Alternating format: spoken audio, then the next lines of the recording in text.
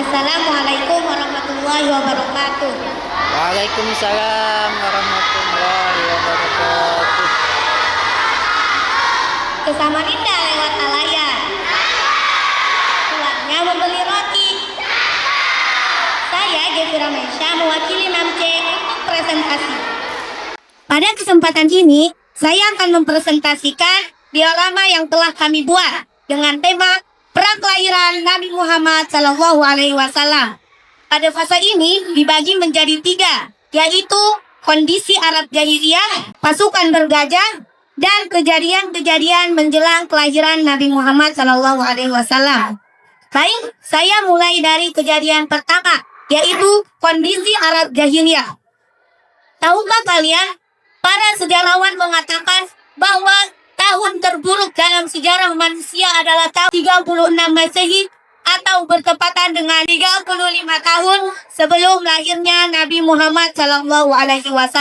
Catatan sejarah menyebutkan bahwa pada tahun itu kabut misterius menyelimuti sebagian besar dunia. Sedangkan matahari yang seharusnya terang menderang tampak redup selama 18 bulan.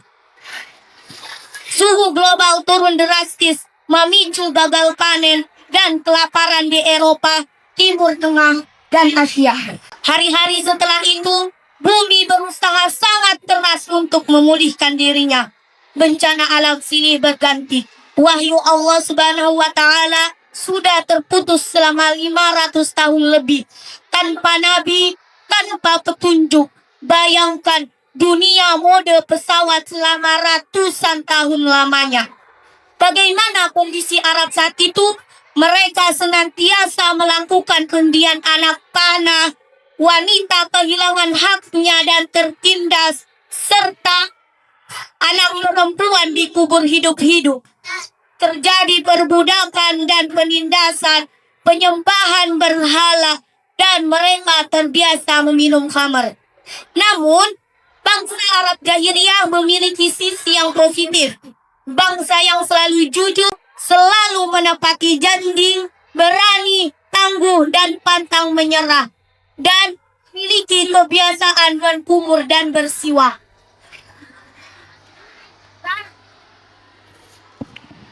Baik, saya Kilaus Nerestu yang akan melanjutkan presentasi yang dibawa oleh Mesya. Mari kita lanjut ke kejadian pasukan bergajah. Maka hari itu tepat 50 hari sebelum Nabi Muhammad SAW dilahirkan, 6.000 pasukan berduyun-duyun datang ke Mekah. Pasukan itu dipimpin oleh Abraha. Sedangkan Mekah hari itu dipimpin oleh Abdul Muthalib. Ka'bah menjadi tempat yang banyak dikunjungi oleh orang-orang untuk beribadah, meski tidak sesuai dengan ajaran Nabi Ibrahim. Ini membuat Abraha tidak suka. Ia pun membangun gereja berlapis emas untuk menarik perhatian orang-orang dan menandingi Ka'bah. Abraham marah. Ia bertambah geram ketika mengetahui ada seorang dari Bani Kinanah yang berhasil masuk gereja dan melumuri kotoran di dalamnya. Ia pun berniat untuk menghancuri Ka'bah dengan pasukan gajahnya.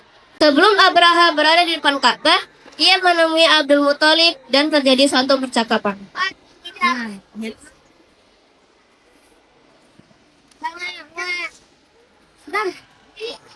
Wahai pemimpin Quraisy, aku datang dengan pasukan besar. Aku akan menghancurkan Ka'bah yang kalian agukan itu.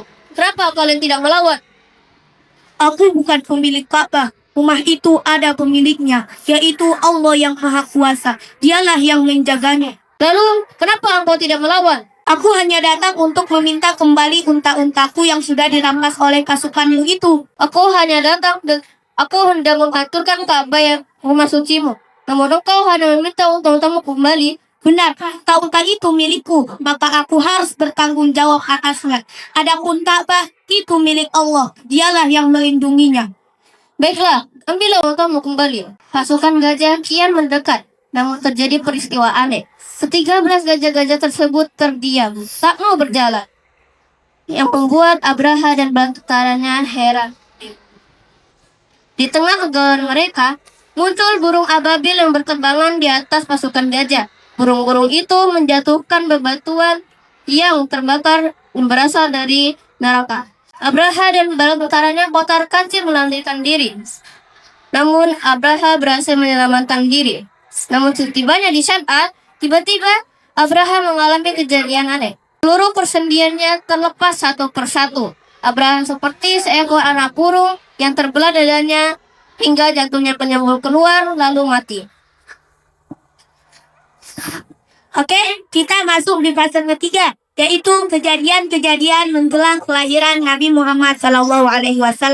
Yang pertama, wafatnya Abdullah. Yang kedua, padamnya api Majusi yang telah menyala selama ratusan tahun. 3. Runtuhnya istana Kisra yang berada di Persia. Yang keempat, Aminah melihat cahaya yang keluar dari dirinya dan menerangi istana-istana di Syam. Terdapat dalam Quran surah Al-Anbiya ayat 107 yang artinya, dan kami tidak mengutus engkau Muhammad melainkan sebagai rahmat bagi seluruh alam. Sekian dari kami, jazakumullahu khairan katsir. Wassalamualaikum warahmatullahi wabarakatuh.